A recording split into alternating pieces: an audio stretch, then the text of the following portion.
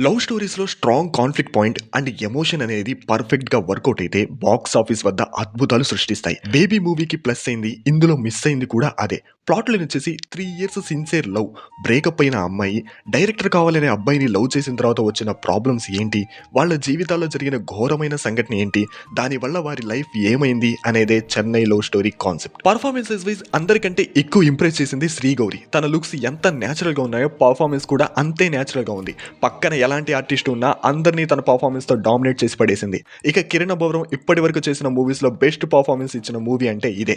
కొన్ని one liners బాగా పేలాయి and emotional సీన్స్‌లో కూడా అట్రాక్ట్ చేసేసాడు. ఫైనల్లీ చెన్నై లవ్ స్టోరీ ట్రైలర్‌లోనే కల్ట్ క్లాసిక్ అని బిరుదిచ్చేసుకున్నారు మేకర్స్. బట్ దానికి తగ్గట్టు మూవీ ఉందా అంటే ఖచ్చితంగా లేదు అనే చెప్పాలి. ఫస్ట్ హాఫ్ డీసెంట్ గానే ఉంది.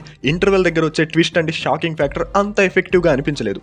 సెకండ్ హాఫ్ పై ఎక్సైట్‌మెంట్ కూడా క్రియేట్ చేయలేదు. సెకండ్ హాఫ్‌లో ఏదైనా ఇంపాక్ట్ ఉంటుందా అంటే అక్కడ కూడా ఆడియన్స్‌కి డిసప్పాయింటే. 1-2 సీన్స్ అండ్ ఆ కుక్కల ఫైట్ తప్ప ఏది ఎక్సైటింగ్ గా అనిపించదు.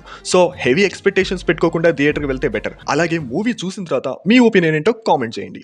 రోజు నుంచి మీరు నా దేవత, నేను మీ బానిస.